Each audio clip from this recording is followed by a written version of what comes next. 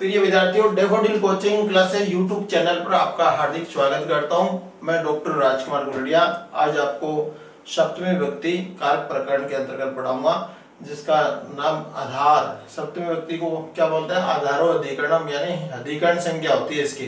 कौन सी संज्ञा होती है? अधिकरण संज्ञा। देखो,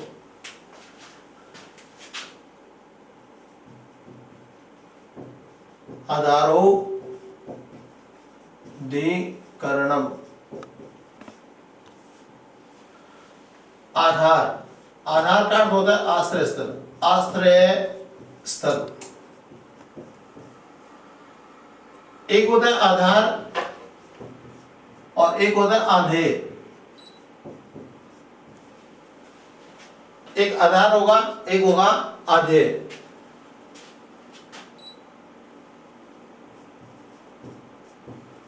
क्रिया का ठहराव आधार कहलाता है।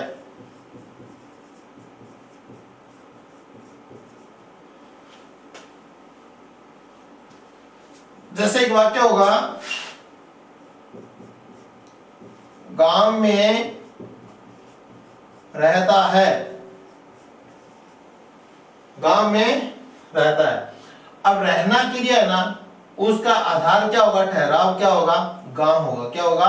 गांव होगा। इसकी हम क्या करेंगे? अधिकरण संज्ञा करेंगे। दूसरा वाक्य देखो, विद्यालय में पढ़ता है।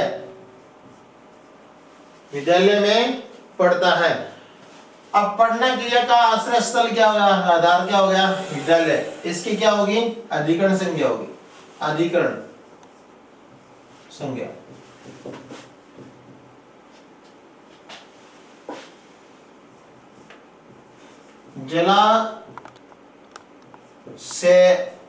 जलाशय में नहाता है। नहाना जो क्रिया है, उसका आश्रय स्थल कौन हो गया? जलाशय हो गया। इस जलाशय की क्या होगी? अधिकरण संज्ञा।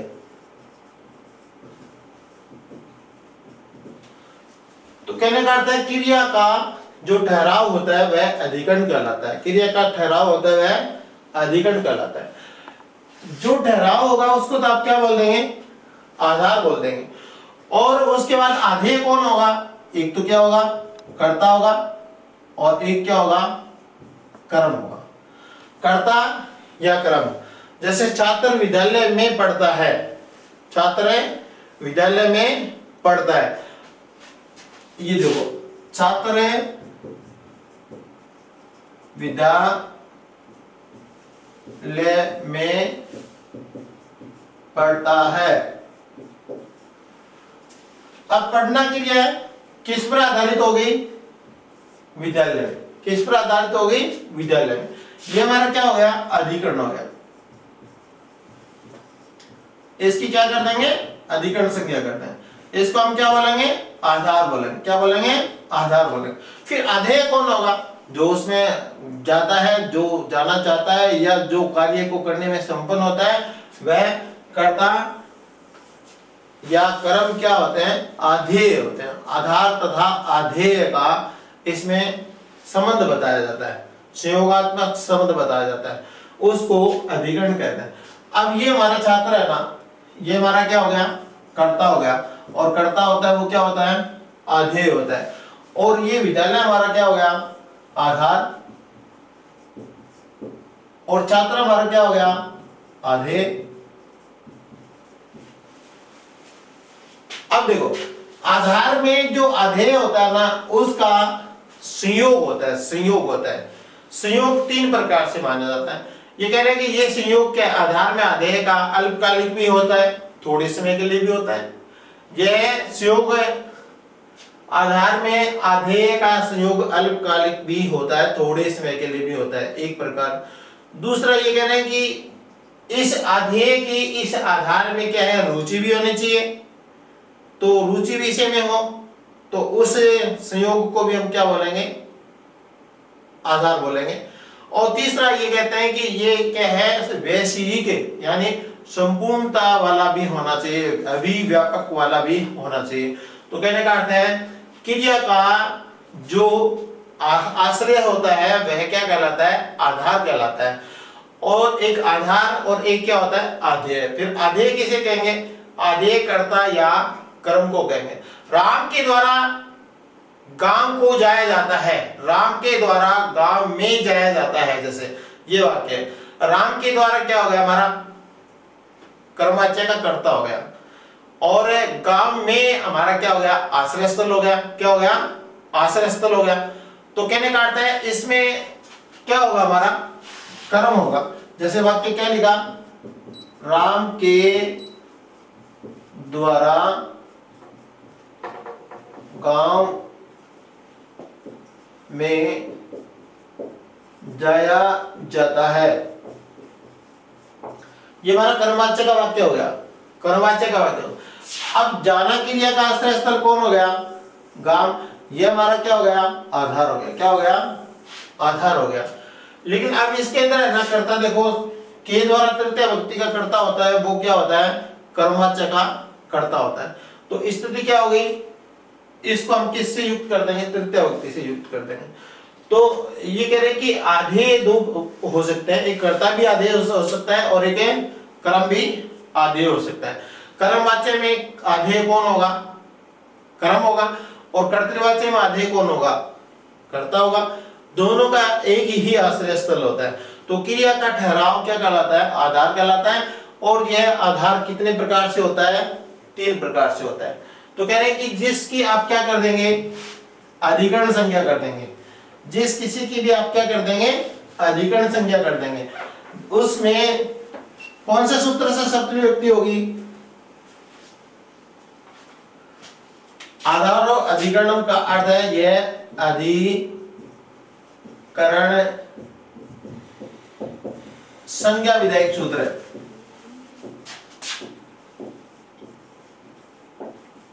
अब इसका मतलब कोई एक विभक्ति विधायक सूत्र भी होगा।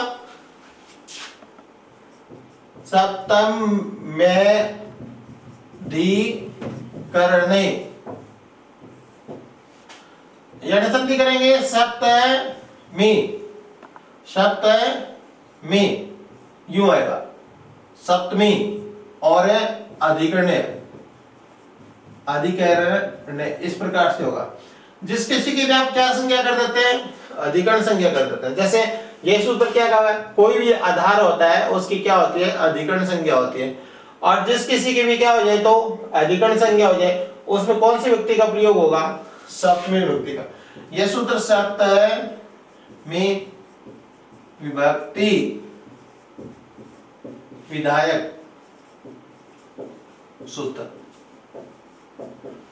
तो ये क्या होगा, आधारो अधिकरणम, अधिकरण संज्ञा।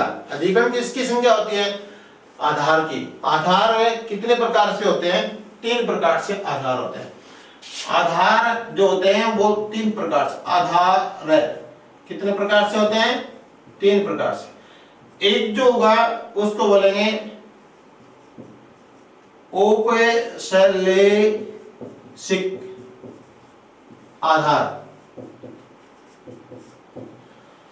दूसरा जो आपका होगा उसको बोलेंगे वैषयिक आधार। और तीसरा जो होता है वो होता है अभिव्यापक आधार। कहने का अर्थ है आधार कितने प्रकार का होगा, आधार 3 प्रकार का होगा। पहला आपका क्या होगा, औपश्लेषिक आधार। दूसरा आपका क्या होगा, वैषयिक आधार। और तीसरा आपका क्या होगा, अभिव्यापक आधार। ये आधार 3 प्रकार से होते हैं। अब औपश्लेषिक आधार होता है वह क्या होता है, अल्पकालिक संयोग अवस्था वाला होता है। जैसे खाना खाते हैं, माँ अपने बच्चों को बोलती है खाना तैयार है, चटाई को आना बिछा लो, चटाई को बिछा लो। सारे है ना चटाई पर बैठकर खाना खा लेते हैं, फिर माँ कहती है कि चटाई को समेट लो। तो चटाई पर कुछ समय के लिए सारे लोग, जितने भी लोग थे वो संयोग अवस्था में आए थे। आश्रय स्थल चटाई जो है, आधार स्थल, उस पर संयोग अवस्था में कितनी देर के लिए करता रुके थोड़े समय के लिए।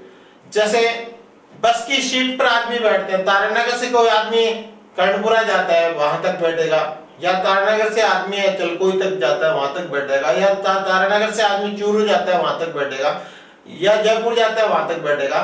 तो कहने का अर्थ है ऐसा नहीं है कि आज बस में बैठ गया तो वो सीट है ना उसी की होगी, 100 साल तक उसी सीट पर बैठा रहेगा।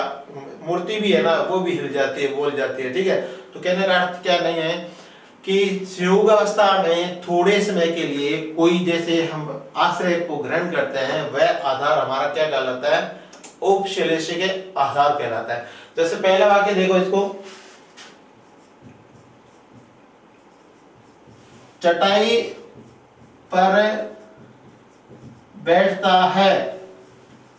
बच्चों इसमें है ना चटाई को कट बोलते हैं, क्या बोलते हैं, कट बोलते हैं। बालक का क्या होता है, बाल क्या होता है, कट का क्या हो जाएगा, कटे। और आस्ते, अस धातु क्या क्या हो जाएगा, आस्ते। चटाई पर है बैठता है। दूसरा देखो, कुर्सी पर बैठता है। कुर्सी का आसंदी होता है, क्या होता है, आसंदी। आसंदी में क्या होगा, कुर्सी होगा। अब नदी का सप्तमी का एकवचन क्या होता है, नद्या, तो आसंद और क्या हो जाएगा, या आसंध्या, क्योंकि सप्तमी करेंगे ना, अपने बैठना क्रिया किस पर आधारित होगी, कुर्सी पर आधारित होगी। तो ये हमारा क्या हो गया, आश्रय स्थल, और आश्रय स्थल होगा उसकी क्या होगी, अधिकरण संज्ञा। जिसकी अधिकरण संज्ञा होती है उसमें कौन सी व्यक्ति का प्रयोग होगा, सप्तमी का। तो आसंदी में की मात्रा बड़ी आती है, स्त्रीलिंग होती है, नदी में की मात्रा बड़ी आती है, स्त्रीलिंग होती है। तो कुल मिलाकर के किसके समान रूप हो जाएगा, नदी के समान। नदी का नद्या और आसंध्या में, और नदी का क्या होता है, नद्याम, इस प्रकार से। अब आस्ते या स्था धातु का प्रयोग करें तो क्या होगा, तिष्ठति, तिष्ठति, इस प्रकार से। आगे देखो,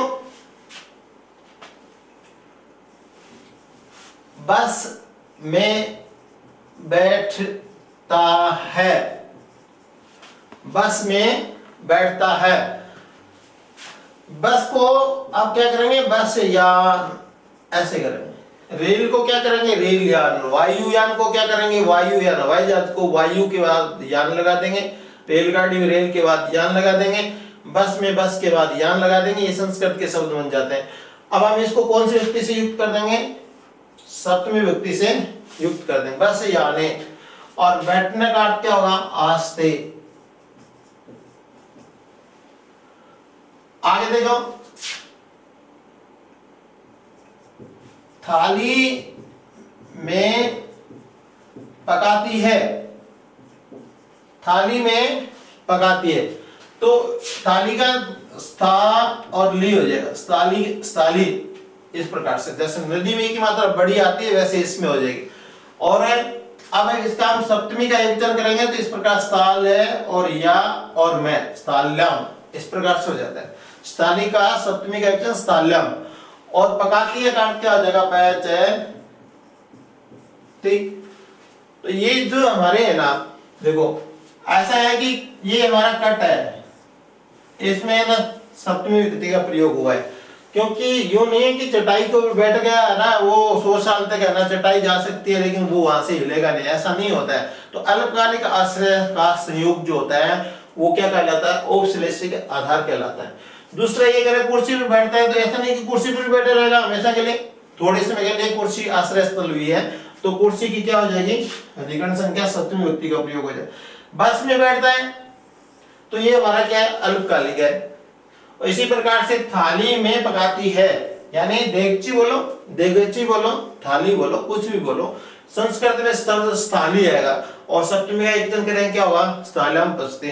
तो अभी मैंने आपको अधिकरण जो संज्ञा है उसके अंदर आधार 3 प्रकार से बताए थे।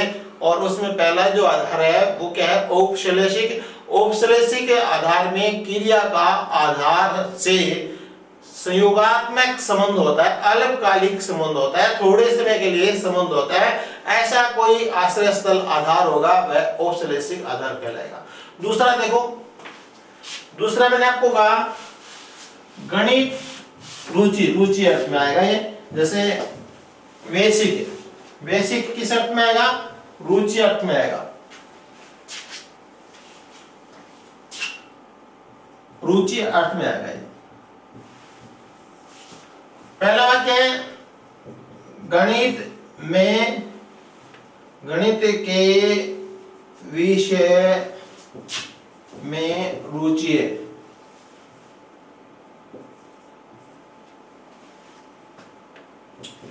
तो इसका क्या होगा? गणिते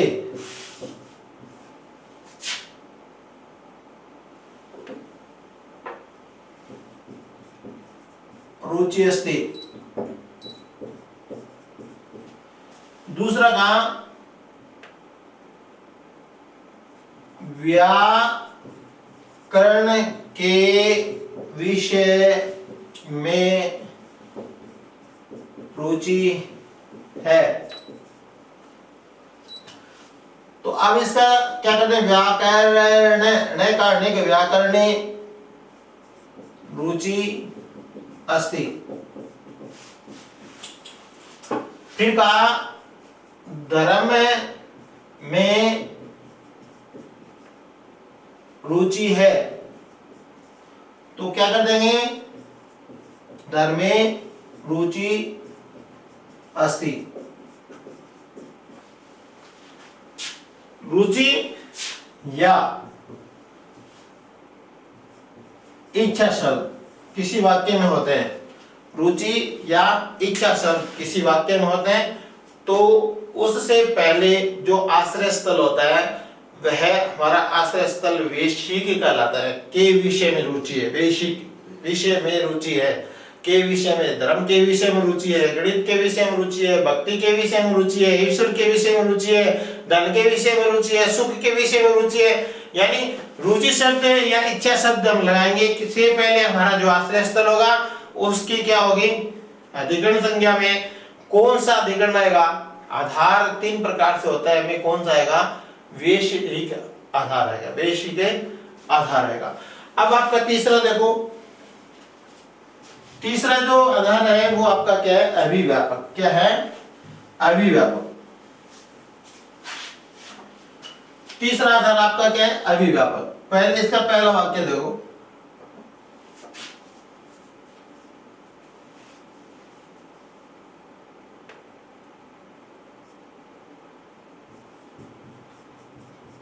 तिलों में तेल है।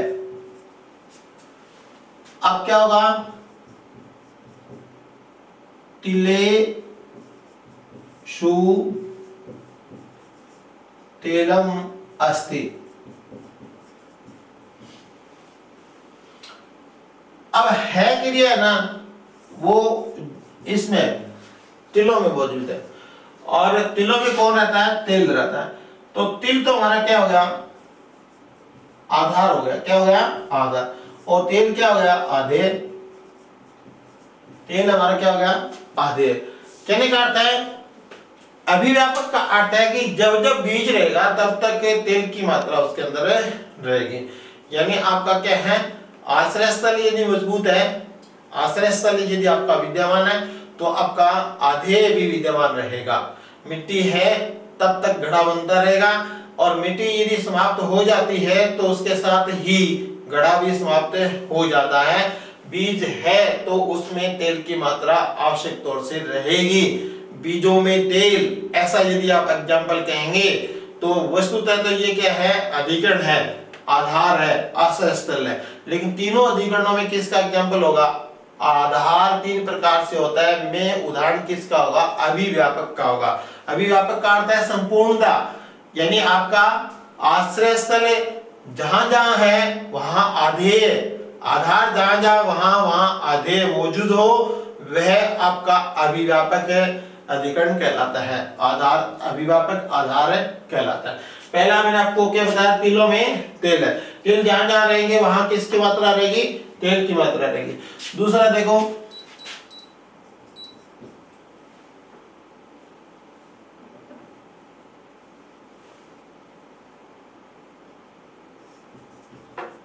सभी में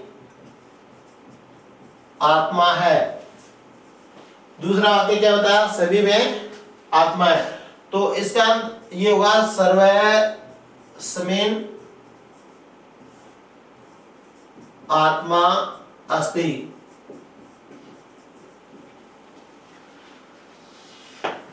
कह रहे कि इस संसार में जहां जहां संसार है, जहां जहां तक ब्रह्मांड है, वहां तक आत्मा का निवास है। तो कहने का अर्थ है आत्मा संपूर्णता से युक्त है, पूरे संसार में ईश्वर का निवास है, संपूर्ण संसार में ईश्वर का निवास है। पहले हम किसको बताएंगे, व्यापक को बताएंगे। व्यापक क्या है, हमारा संपूर्ण संसार है।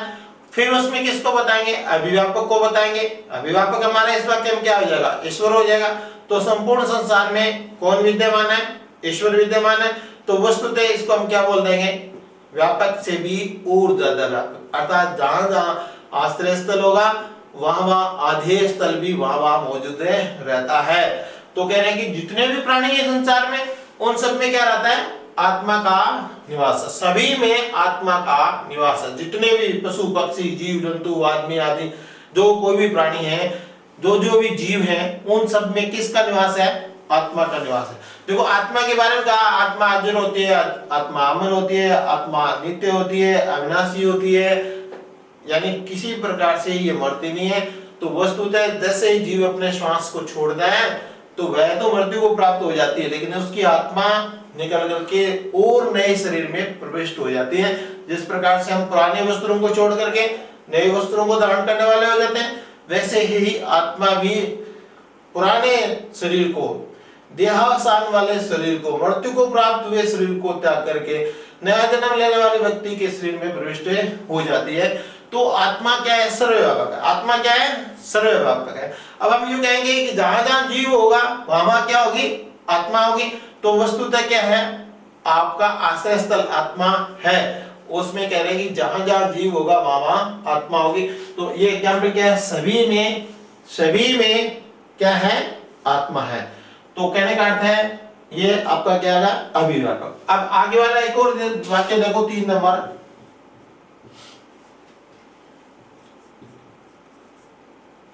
दही में घी है, दही में घी है। दही को दधी बोलते हैं, द और धी बोलते हैं। और सप्तमी का एक चिन्ह होता है, वो द, ध, अदा और न और ई छोटी की मात्रा दधनी होता है। क्या होता है, दधनी। दही में घी की मात्रा, यदि दही है ना तो उसके अंदर घी क्या है, सर्वव्यापक है, घी रहेगा उसके अंदर। जहां जहां दही है वहां वहां घी है, ऐसा सर्वव्यापक एग्जाम्पल है। दही नहीं होगा तो आप घी भी नहीं निकाल सकते। दही है, सर्वव्यापक दही है, तो उसमें सर्वव्यापक फिर क्या निकलेगा, घी निकलेगा। तो अब इसका ना सप्तमी करेंगे, द और ध, अदा और नी, दधनी। दधी शब्द होता है, नपुंसकलिंग होता है, और ये सप्तमी के एक द, ध, अदा और नी छोटी दधनी हो जाता है, दधनी। और ये होता है सर्पीश, सर्पीश अस्थि, इस प्रकार से। सर्पीश, सर्पीश, सर्पीश में क्या होता है, घी होता है। क्या होता है, घी होता है। ये नपुंसकलिंग होता है। सर्पीश, सर्पीश में क्या होता है, घी होता है। ये भी नपुंसकलिंग होता है। और प्रथमा के एक जन्म में इसमें क्या हो जाता है, विसर्ग हो जाता है, सर्पी। तो किसमें, दही में क्या है, घी है। यानी दही होगा तो घी होगा, दही नहीं होगा तो किसका अभाव हो जाएगा, घी का अभाव। तो व्यापक और अभिव्यापक, अभिव्यापक संबंध होगा। चौथा एग्जाम्पल देखो, दूध में घी है, दूध में घी है। घी दोनों में होता है। आप डायरेक्ट दूध, जैसे ताजा यदि दूध को निकाल करके लाते हैं गाय या भैंस से, तो उसके ऊपर, बाल्टी के ऊपर ना खूब सा घी आ जाता है, खूब सा घी आ जाता है। तो डायरेक्ट दूध में भी क्या है, घी की मात्रा दिखाई देती है। और यदि हम क्या करें, दही बना लें उसका, और दही से बिलो करके उसमें तो सर्वव्यापक है, सभी लोग घी निकालते हैं। तो कहने का अर्थ है दही से भी आप किसको निकाल रहे हो, घी को, और दूध से भी आप किसको निकाल रहे हो, घी को। तो स्थिति क्या है, इसको दुग्ध बोलेंगे। क्या बोलेंगे, दुग्ध। दुग्ध मीन्स क्या होता है? दूध होता है। दूध हिंदी में ऊ की मात्रा बड़ी होती है, लेकिन संस्कृत में इसमें क्या है, ऊ की मात्रा क्या कर देंगे, छोटी। और दुग्धे सप्तमी का एक्शन करेंगे, क्या होगा, दुग्धे। और सर्पी ऐसा का ऐसा आ जाएगा, सर्पी ही और अस्ति। मैंने आपको सप्तमी विभक्ति के अंतर्गत आधार के बारे में बताया। आधार कितने प्रकार के होते हैं? 3 प्रकार के। कितने प्रकार के होते हैं? 3 प्रकार के। पहला आपका आधार कौन सा होगा? औपश्लेषिक आधार होगा। औपश्लेषिक आधार का अर्थ होता है कुछ समय के लिए आश्रय स्थल को ग्रहण करना। संयोगात्मक स्थिति वाला जो आधार होता है वह औपश्लेषिक आधार होता है। जैसे कोई आदमी है ना, ठंडक अधिक है और कोई आदमी शिला तट पर बैठ गया और 2 मिनट बाद में खड़ा होकर के वहां से निकल गया, तो कितनी देर का आश्रय स्थल हो गया? संयोगात्मक 2 मिनट का हो गया। एक और बाद में 5 मिनट बाद में एक आदमी आता है, वो शिला तट पर बैठता है और एक भाग तो ठंडा मिलता है, एक भाग उसको क्या गर्म मिलता है। तो वो कह रहा है कि यार देख, यहाँ ये गर्म भाग ऐसा लग रहा है कि कोई 2 4 5 7 मिनट पहले ही कोई आदमी इसको ग्रहण करके यहाँ बैठ करके गया है, क्योंकि इधर से ठंडा है और ये यहाँ से उष्ण है, गर्म है। इसका मतलब संयोगात्मक स्थिति थोड़े समय पहले कोई दूसरा आदमी था, अब उसी जगह थोड़े समय बाद में कोई तीसरा आदमी आ गया। तो इस प्रकार से चलते फिरते आश्रय स्थल से युक्त जो थोड़े समय के लिए संयोग की स्थिति होती है आश्रय की, वह आधार क्या कहलाता है? औपश्लेषिक आधार कहलाता है। मैंने आपको कहा कटे आस्ते चटाई पर बैठा है, स्थालम पचती डेगची में पकाती है, आसंदी आसंद्याम तिष्ठति जैसे कुर्सी पर बैठता है। इसी प्रकार से आप कहेंगे भूमौ,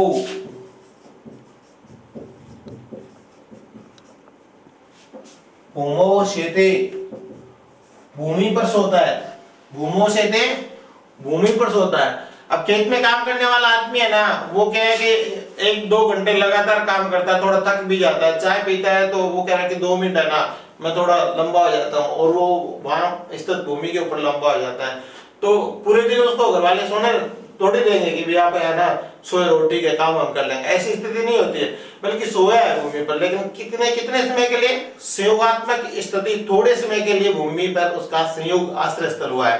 तो इस स्थिति को क्या बोलेंगे हमें? आधार का 3 प्रकार होते हैं। में पहला औपश्लेषिक आधार होता है, दूसरा मैंने आपको कहा वैश्विक आधार। वैश्विक आधार का अर्थ क्या होता है? के विषय में रुचि है, गणित के विषय में, धर्म के विषय में और धन के विषय में, सुख के विषय में, संतान के विषय में, फल के विषय में, भक्ति के विषय में। कोई भी आप जैसे किसी के प्रति रुचि या इच्छा शब्द यदि लग जाता है तो वह वैश्विक आधार स्थल होगा। तीसरा मैंने आपको कहा अभिव्यापक। अभिव्यापक आधार स्थल के अंतर्गत ये बताया जाता है कि व्याप्य और व्यापक का आश्रय स्थल मौजूद अवस्था वाला होना चाहिए।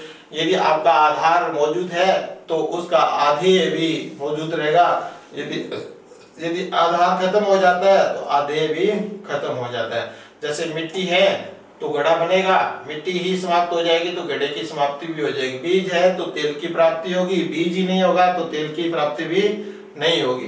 तो कहने का पहला इसका जोरदार उदाहरण तिलों में तेल, तो तिलेषु तेलम। दूसरा इसके अंदर मैंने आपको क्या कहा, एक इसके अंदर ये बताया कि जैसे दूध में दही और दूध में घी और दही में घी, इस प्रकार से इसके एग्जाम्पल बताए। एक ये कहा कि सभी में आत्मा है, ये इसका पॉपुलर उदाहरण है, सभी में आत्मा है तो सर्वस्मिन् आत्मा। तो सर्वस्मिन् संसारे ईश्वरस्य निवासः अस्ति, संपूर्ण संसार में ईश्वर का निवास स्थान है। तो ये आपके क्या हो गए? अभिव्यापक एग्जाम्पल हो गए। तो जिसकी क्या होगी? अधिकरण संज्ञा होगी। कौन से सूत्र से अधिकरण संज्ञा होती है? कौन से सूत्र से होगी? आधारो अधिकरणम से क्या होगी? अधिकरण संज्ञा होगी। और जिस किसी की भी अधिकरण संज्ञा हो जाती है उस सूत्र की क्या है? उसकी क्या होगी? सप्तमी अधिकरण। इस सूत्र से क्या हो जाएगी? सप्तमी विभक्ति का प्रयोग हो जाएगा। जिस किसी की भी अधिकरण या अधिकरण संज्ञा होती है उसमें कौन सी विभक्ति का प्रयोग होता है? सप्तमी विभक्ति का। और अधिकरण संज्ञा विधायक सूत्र क्या होगा? आधारो अधिकरणम। तो मैंने आपको सप्तमी विभक्ति का एक पहला सूत्र बताया। अभी दूसरा सूत्र देखो, दूसरे सूत्र का नाम है यस्य च भावेन भाव लक्षणम, यस्य च भावेन भाव लक्षणम, यस्य च भावेन भाव लक्षणम।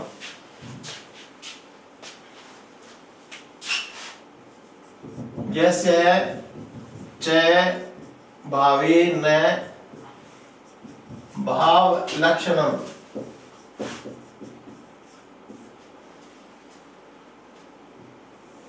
यस्य च का अर्थ है जिसे किसी एक क्रिया के संपन्न होने पर और भाव लक्षणों का अर्थ है किसी दूसरी क्रिया का दिखाई देना, दिखाई देना। यानी इस वाक्य के अंदर दो प्रकार की क्रियाएं होंगी। इतनी क्रियाएं होंगे, दो प्रकार के क्रियाएं होंगी। एक क्रिया क्या होगी, संपन्न हो जाएगी और फिर उसके बाद क्या हो जाएगी, नई क्रिया आएगी। तो जो संपन्न क्रिया है उसमें और संपन्न क्रिया का जो करता है उसमें कौन से व्यक्ति का प्रयोग होगा, सप्तमी विभक्ति का प्रयोग होगा। जैसे अध्यापक के चले जाने पर छात्र भी चले गए, छात्रों के चले जाने पर अध्यापक भी चला गया। राम के जाने पर सीता भी चली गई और सीता के जाने पर मोहन भी चला गया। तो कहने का अर्थ कितनी क्रियाओं का योग हो रहा है, दो क्रियाओं का। पूर्वकालिक क्रिया क्या होगी, समाप्त होगी। समाप्त होते हुए क्रिया किस में आ जाएगी, भूतकाल में आ जाएगी। क्रिया क्या होगी, भूतकाल से युक्त होगी। और कौन से प्रत्यय का प्रयोग होगा क्रिया में, कत प्रत्यय का प्रयोग होगा। राम के वन जाने पर दशरथ ने प्राणों को त्याग दिया। पहले कौन गए थे, राम जी गए थे, और फिर उसको देख के और दुखी अवस्था में होकर के और प्राणों को त्यागने वाले कौन हुए थे, दशरथ हुए थे। तो पहले क्रिया क्या हो गई, वन जाना संपन्न हो गई। को देख करके नई क्रिया का उत्पन्न होना, यानी दशरथ का प्राण त्याग देना।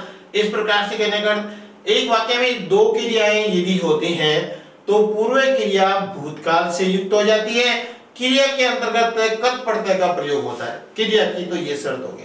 तो पूर्व का जो प्रत्यय है उसमें जो करता है उसके अंदर क्या स्थिति होगी, वह भी सप्तमी विभक्ति से युक्त होगा।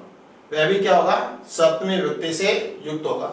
जैसे इसने क्या कहा, यस्य च भावेन, च और यस्य जिस किसी क्रिया के भावेन संपन्न हो जाने पर भाव यानी नई क्रिया का उत्पन्न होने का लक्षण यानी लक्षण दिखाई देता है। तो जो पूर्व क्रिया होगी ना, पूर्व क्रिया होगी उसमें कौन सी व्यक्ति का प्रयोग हो जाएगा, पूर्व क्रिया में कौन सी व्यक्ति का प्रयोग हो जाएगा, सप्तमी व्यक्ति का प्रयोग हो जाएगा।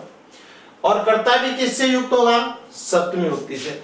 यानी दोनों में क्या होगा, पूर्व क्रिया का कर्ता कौन सी व्यक्ति से युक्त होगा, सप्तमी व्यक्ति से। और पूर्व क्रिया कत प्रत्यय से युक्त होगी, कत प्रत्यय से युक्त होगी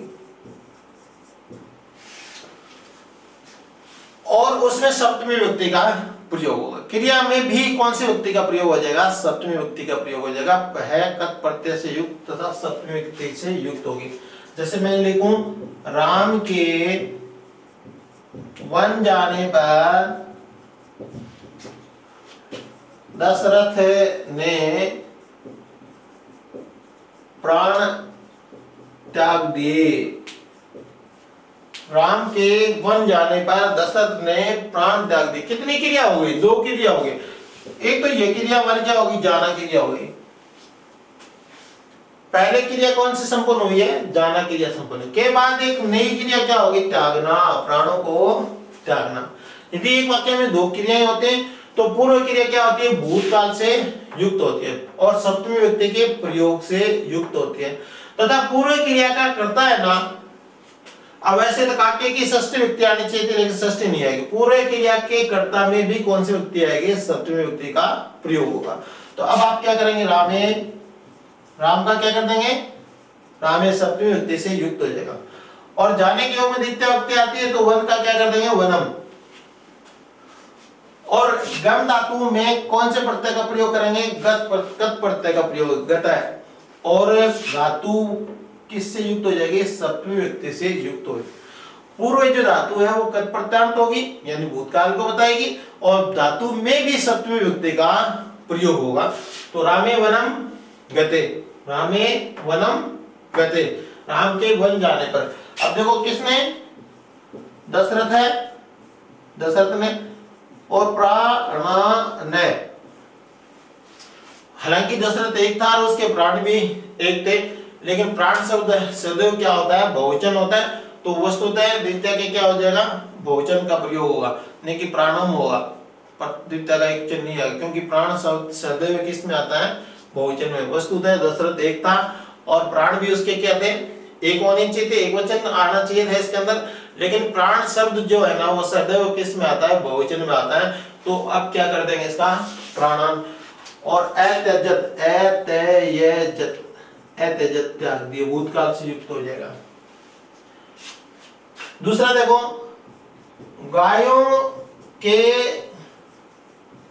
दूहे लिए जाने पर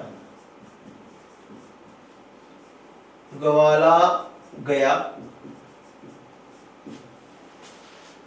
कोई गवाला है, वो रोज क्या किसी घर में आकर के गायों को दूता है और फिर दूर करके कहां चला जाता है? अपने गंतव्य स्थान पर चला जाता है। तो पहला तो दूना क्रिया का संपन्न करेगा, फिर अपने वापस जाने की क्रिया को संपन्न करेगा। तो अब देखो, एक गाय होती तो सप्तमी का क्या करते हैं? एक वचन करते हैं, लेकिन एक गाय को नहीं दूता है, वस्तुतः कई गायों को दूता है, तो हम सप्तमी के बहुवचन में क्या चला जाएगा? गो और शु। तो कर्ता में कौन सी व्यक्ति आती है? सप्तमी व्यक्ति। दो क्रियाओं के संपन्न होने पर पूर्व क्रिया के कर्ता में सप्तमी व्यक्ति तथा क्रिया भूतकाल से युक्त और सप्तमी व्यक्ति से युक्त होगी।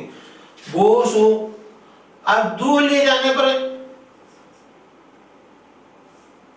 दू है ये मानेसु, दू लिए जाने पर गोपय, गोपयन गवाला, और ए गए छ।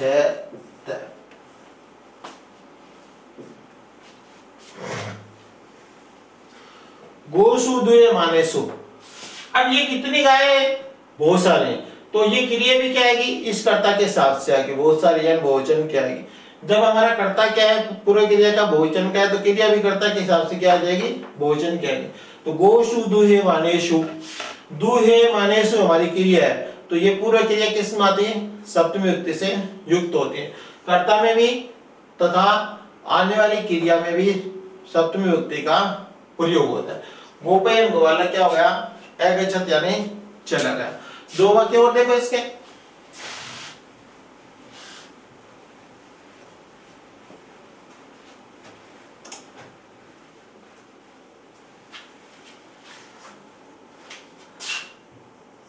अध्यापक के घर जाने के बाद छात्र भी चले गए। अध्यापक के घर जाने के बाद छात्र भी चले गए। पहले अब जाना क्रिया क्या होगी? संपन्न होगी। और इसमें कर्ता कौन हो गया? अध्यापक। कर्ता में कौन सी व्यक्ति आ गई? अध्यापक के सप्तमी आ गई। और घर, इसको घर यानी गृहम। और जाने में क्या हो जाएगा? गए और कत प्रत्यय प्रयोग और गते, इस प्रकार से सप्तमी व्यक्ति का प्रयोग हो जाएगा। अध्यापक के गृहम गते, अध्यापक के घर जाने पर कौन? छात्रा भी, छात्रा भी, छात्र भी ए गए चले गए। एक वाक्य और देखो,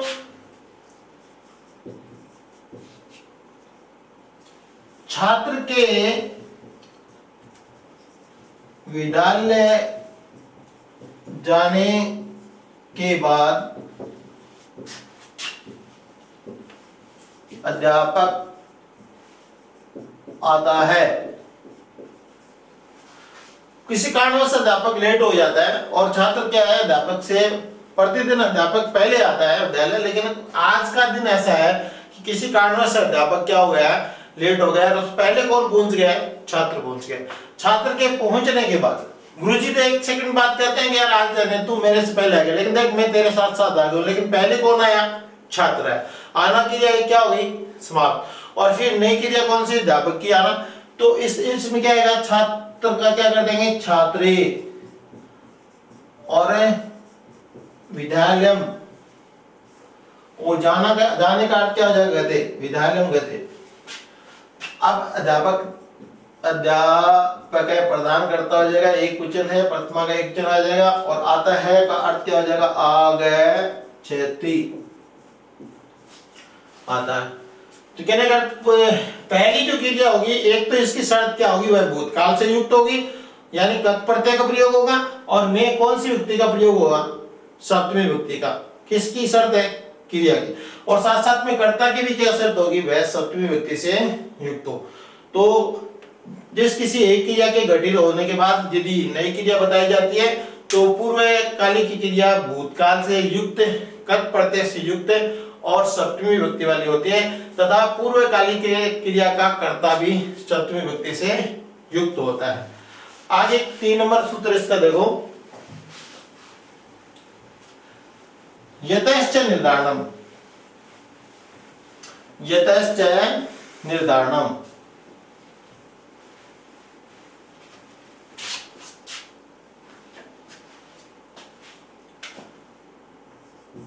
यतश्च निर्धारणम।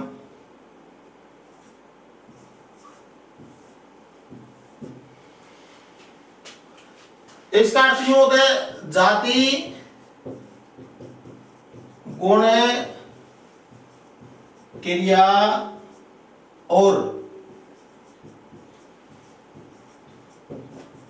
संज्ञा के आधार पर यदि समुदाय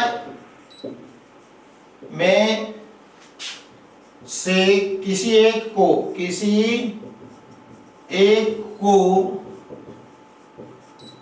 अलग से बताया जाए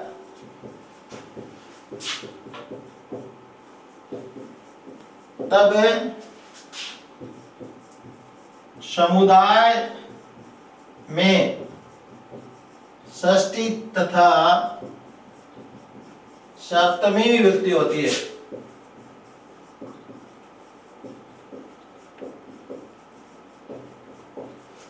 जाति गुण क्रिया संज्ञा के आधार पर, जाति गुण क्रिया और संज्ञा के आधार पर समुदाय में से किसी एक को अलग से बताया जाए तब समुदाय में षष्ठी तथा सप्तमी विभक्ति का प्रयोग होता है।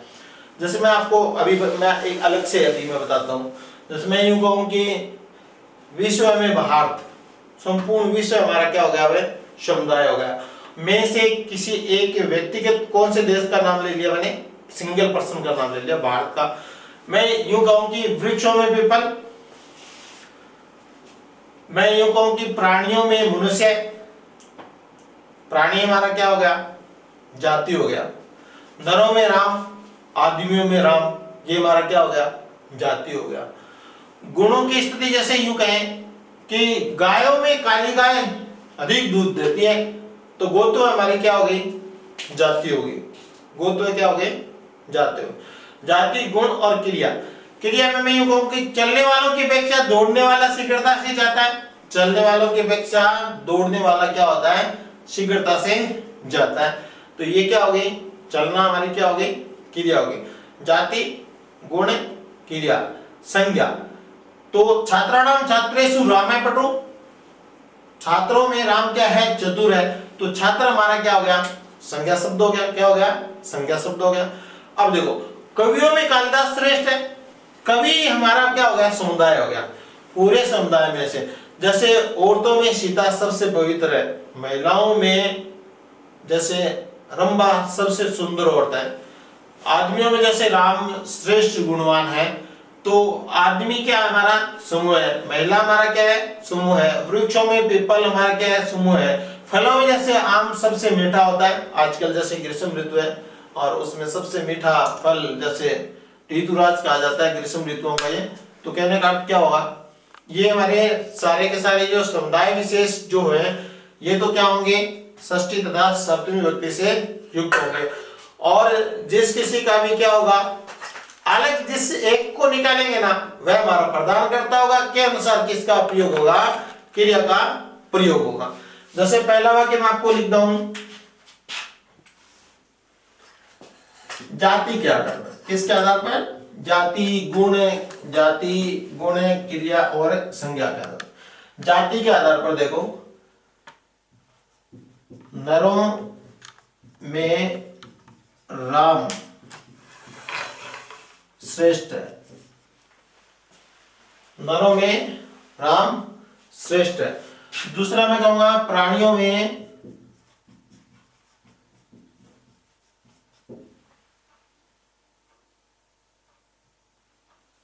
इसको द्विज कर लो, द्विज। और प्राणियों में मनुष्य श्रेष्ठ है। ये किसके आधार पर हो गए, जाति के आधार पर हो गए। जैसे इसको हम कहेंगे नराणाम नरेशु। जो ग्रुप होगा ना, जो समूह होगा, जो ग्रुप होगा उसमें षष्ठी या सप्तमी का प्रयोग होगा, मान गए, ठीक है। लेकिन समूह अपने आप में क्या होता है, बहुवचन होता है, तो षष्ठी या सप्तमी के किस में चले जाएंगे, हम बहुवचन में चले जाएंगे। तो नर का षष्ठी का बहुवचन क्या होता है, नराणाम, तथा सप्तमी का प्रयोग भी होता है तो क्या होगा, नरेशु, नराणाम नरेशु। और द्विज का हम क्या कर देंगे, द्विजय, और श्रेष्ठ का क्या कर देंगे, श्रेष्ठ है। इस प्रकार से ये हमारा किसके आधार पर हो गया, जाति के आधार पर हो गया। जितने प्राणी हैं तो क्या होगा, प्राणी नाम, और फिर क्या होगा बहुवचन में प्राणीषु। प्राणी नाम हमारा क्या हो गया, षष्ठी का बहुवचन हो गया, और प्राणीषु क्या हो गया, सप्तमी का बहुवचन, और मनुष्य का क्या हो जाएगा, नर है, और फिर क्या कर देंगे, श्रेष्ठ है। जाति के आधार पर। गुण के आधार पर देखो, गुण के आधार पर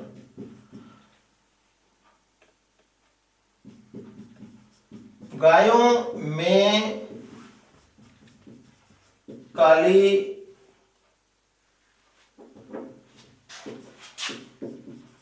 गाय अधिक दूध देती है, अधिक दूध देती है।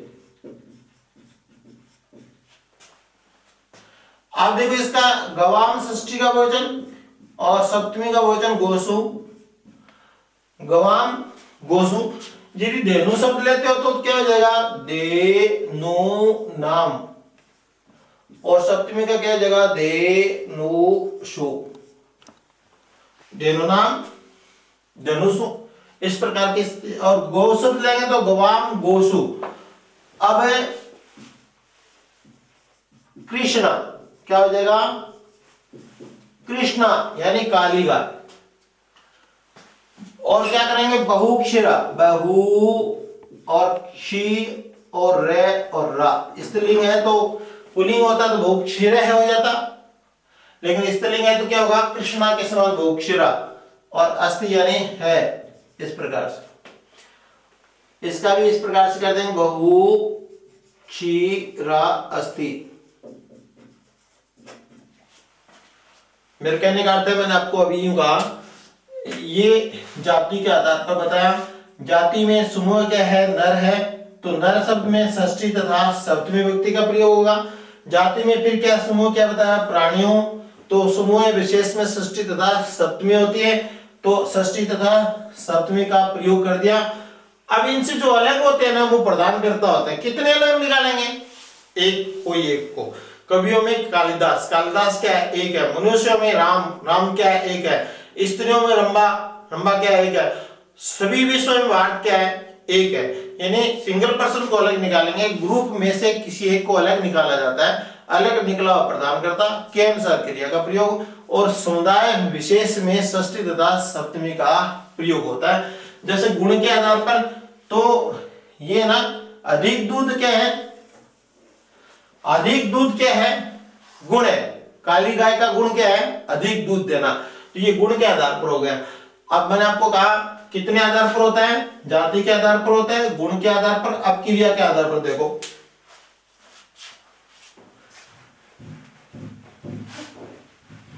क्रिया के आधार पर जैसे हम कहेंगे चलने वालों की अपेक्षा दौड़ने वाला शीघ्रता से पहुंचता है, चलने वालों की अपेक्षा दौड़ने वाला शीघ्रता से पहुंचता है, चलने वालों से दौड़ने वाला शीघ्रता से पहुंचता है।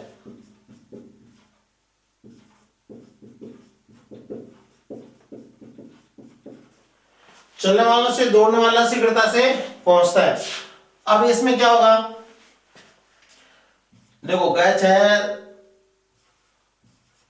ताम षष्ठी का वजन, और गच है तेसु ये सप्तमी का वचन, चलने वाला गचताम गचतेसु। अब दौड़ने वाला का अर्थ क्या कर देंगे, धावन है, धावन है या दौड़ने वाला, और क्या कर देंगे शीघ्रतम है, क्या कर देंगे शीघ्रतम, जल्दी चलता है। तो ये किसके आधार पर हो गया, गच्छता हमारा क्या है, क्रिया है, जाना हमारी क्या है, क्रिया है। तो ये किसके आधार पर हो जाएगा, क्रिया के आधार पर हो जाएगा, जाति गुण और क्रिया। अब संज्ञा शब्द देखेंगे तो छात्रों में राम पटु है, तो क्या करेंगे छात्रा नाम, और सप्तमी में क्या कर देंगे छात्रेषु, और राम है पटु, इस प्रकार से कर देंगे। ये हमारा समुदाय विशेष है, इसमें षष्ठी तथा सप्तमी होगी, और जो अलग एक कर्ता निकालते हैं के अनुसार क्रिया का प्रयोग होगा। और देखो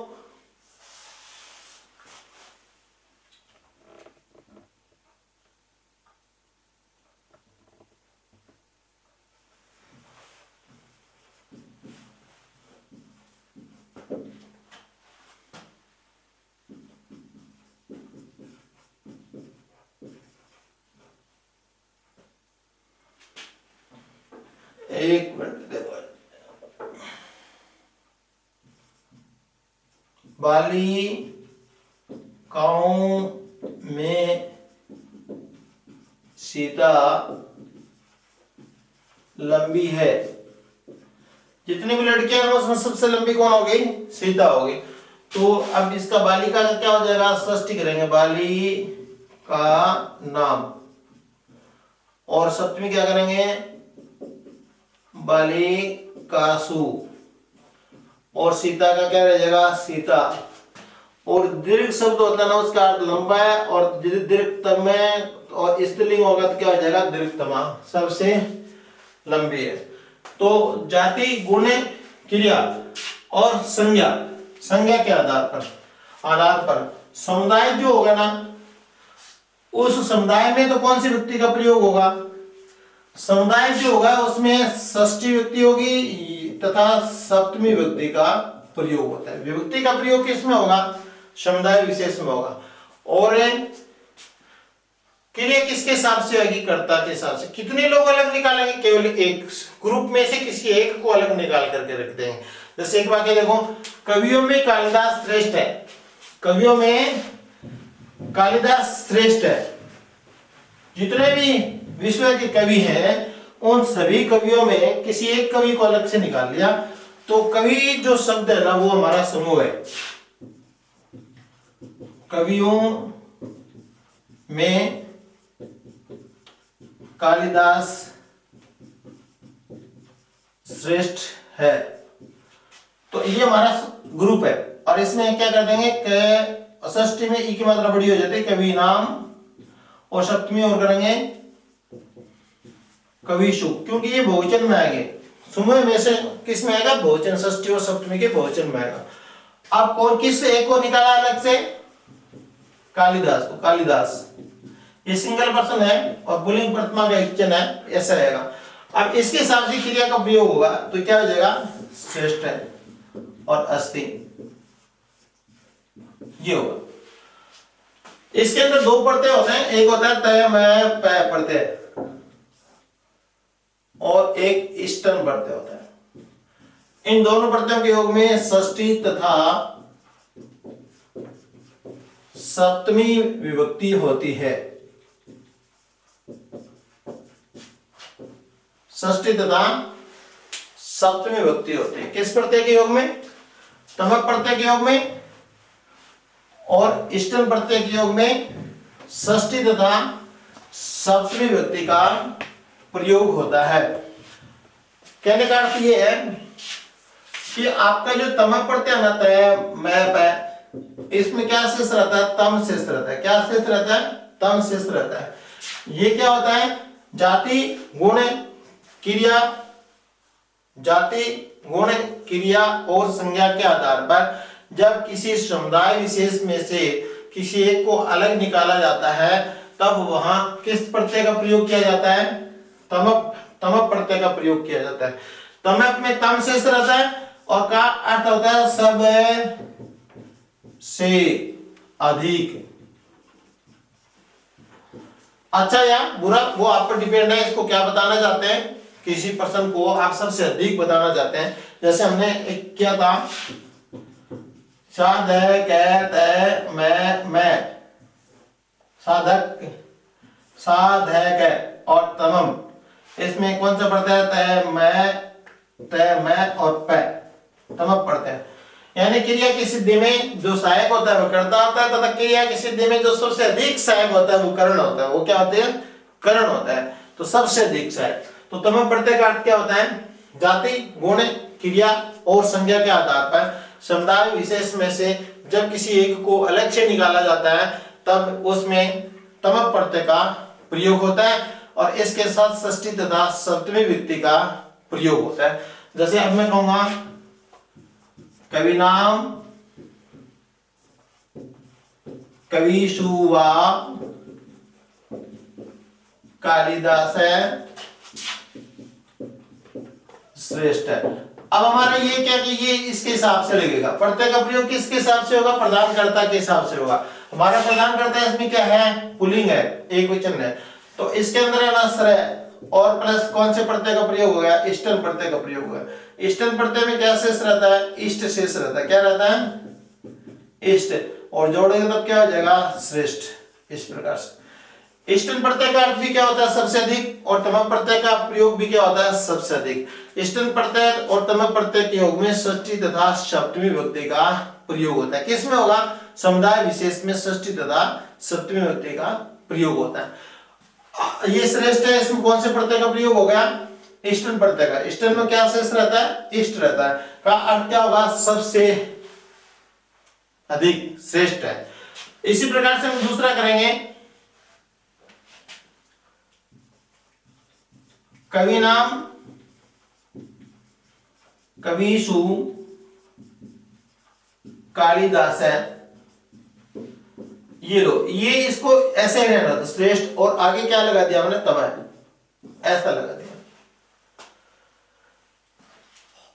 अब हमारा कालिदास पुल्लिंग है और तमक प्रत्यय में क्या शेष रहता है? तम शेष रहता है। तम हो गया तो ये पुल्लिंग में इसके विसर्ग होगा तो इसके भी क्या हो जाएगा? विसर्ग हो जाएगा। तो कहने का अर्थ है इसमें कौन से प्रत्यय का प्रयोग हो गया? तय मैं और पै प्रत्यय का प्रयोग हो गया। तो यथेष्ट निर्धारणम का अर्थ होता है जाति गुण क्रिया और संज्ञा के आधार पर समुदाय विशेष में से यदि किसी एक को अलग से निकाला जाता है तो उस समुदाय विशेष में तो क्या होगी? षष्ठी तथा सप्तमी विभक्ति का प्रयोग होगा।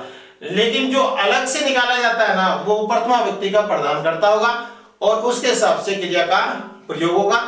तमक प्रत्यय में जो कुछ भी शेष है वो प्रधानकर्ता के हिसाब से होगा और इष्टन प्रत्यय में जो कुछ भी शेष है वो क्या होगा? प्रधानकर्ता के हिसाब से होगा। जैसे मैं यूं कहूं कि नारियों में सीता पवित्र है तो पवित्र शब्द क्या माना, पवित्रतमा करेंगे, पवित्रतमः नहीं करेंगे। और यूं कहें कि मनुष्यों में राम पवित्र है तो फिर पवित्रतमः करेंगे, क्योंकि पुल्लिंग में तमः होता है, स्त्रीलिंग में तमा होता है और नपुंसकलिंग में तमम होता है। और श्रेष्ठ, जैसे श्रेष्ठ शब्द पुल्लिंग होगा तो श्रेष्ठ होगा, श्रेष्ठ शब्द के स्त्रीलिंग प्रत्यय से युक्त करेंगे, स्त्रीलिंग होगा तो क्या हो जाएगा, श्रेष्ठा हो जाएगा।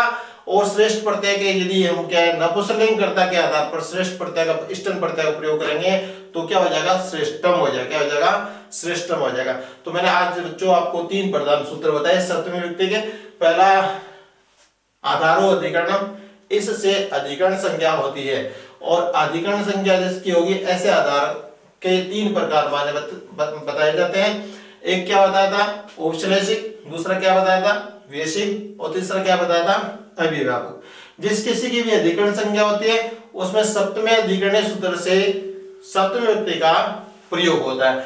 दूसरा सूत्र मैंने कहा ये से च भावेन भाव लक्षणम, इस सूत्र से किसी एक क्रिया के समाप्त होने पर दूसरी क्रिया का यदि होना बताया जाता है तो पूर्व काल की क्रिया सप्तमी भूतकाल की होगी तथा सप्तमी विभक्ति से युक्त होगी, तथा उसका कर्ता भी क्या होगा, मतलब सप्तमी विभक्ति से युक्त होगा। इस प्रकार से एक क्रिया के समाप्त होने बाद दूसरी क्रिया यदि संपन्न होती है तो पूर्व क्रिया भूतकाल से युक्त तथा सप्तमी विभक्ति से युक्त होगी, तथा पूर्व क्रिया का कर्ता भी क्या होगा, सप्तमी विभक्ति से युक्त होगा। यस्य च भावेन भाव लक्षणम, जैसे रामे वनम गते दशरथ प्राणान तत्याजय अत्यजत, राम के वन जाने पर दशरथ ने क्या किया, प्राणों को त्याग दिया। गोषु दूयमानेषु गोपः अगच्छत्, गायों को दूध लिए जाने पर ग्वाला क्या है, जाता है। विद्यालय गते छात्रा अपि आगच्छति, विद्यालय जाने पर छात्र भी आ जाते हैं। तो पहले जाना क्रिया संपन्न होती है, फिर आना क्रिया, पहले दूध निकालना क्रिया, फिर जाना क्रिया, पहले राम का वन जाना क्रिया समाप्त होती है, फिर दशरथ का प्राण त्यागना। तो 2 क्रिया में पूर्व काल की क्रिया क्या होती है, भूतकाल की, पहली बात में सप्तमी विभक्ति का प्रयोग, दूसरी बात, तीसरा उसका कर्ता भी क्या होगा, पूरे क्रिया का सप्तमी विभक्ति से युक्त होगा। अभी मैंने तीसरा आपको ये सूत्र बताया, यतश्च निधारणम, इसका अर्थ है जाति, गुण, क्रिया और संज्ञा के आधार पर समुदाय विशेष में से जिस किसी एक को लक्ष्य निकाला जा सकता है तो उस समुदाय विशेष में क्या होती है, षष्ठी तथा सप्तमी विभक्ति का प्रयोग होता है। जैसे कवियों में कालिदास, गायों में काली गाय, चलने वालों की अपेक्षा दौड़ने वाला, इस प्रकार से आप कहेंगे। ये सारे जैसे वृक्षों में पीपल, फलों में आम, आदमियों में राम, प्राणियों में जैसे द्विज, कहने का अर्थ जो भी है जाति के आधार पर एग्जाम्पल देंगे, गुण के आधार पर, क्रिया के आधार पर, संज्ञा के आधार पर। जैसे बालकों में राम अच्छा है, कोई भी आप चारों के आधार पर कोई भी एग्जाम्पल देते हैं, आपका एक ग्रुप होता है, समूह होता है, उस समूह में षष्ठी तथा सप्तमी का प्रयोग होगा। से अलग जिस किसी एक को निकालते हो वह हमारा प्रधान करता होगा के हिसाब से क्रिया का प्रयोग होगा, तथा इसमें 2 प्रत्ययों का प्रयोग बताया जाता है निर्धारण में। एक प्रत्यय आपका क्या होगा, तमक होगा, और एक प्रत्यय आपका क्या होगा, इष्टन होगा। तमक में क्या शेष रहता है, तम शेष रहता है, इष्टन में क्या शेष रहता है, इष्ट शेष रहता है। दोनों ही प्रत्ययों का अर्थ है सबसे अधिक अलग, यानी समुदाय से हट करके अलग है। ये इस प्रकार से ये बताते हैं इन दोनों प्रत्ययों के योग में षष्ठी तथा सप्तमी विभक्ति का प्रयोग होता है। जो आज मैंने आपको सप्तमी विभक्ति के 3 सूत्र पढ़ाए, मैं आशा करता हूं कि आपको अच्छे लगे। यदि आपको अच्छे लगे तो आप चैनल को सब्सक्राइब करना, बेल आइकन को दबाना, अधिक से अधिक लिंक में लिंक करना और शेयर करना, और आगे से आगे जो मेरे वीडियो आपको मिल रहे हैं उनको आप फर्स्ट से लास्ट तक पढ़ें ताकि और आगे आपको इसमें रोचकता बढ़े। धन्यवाद।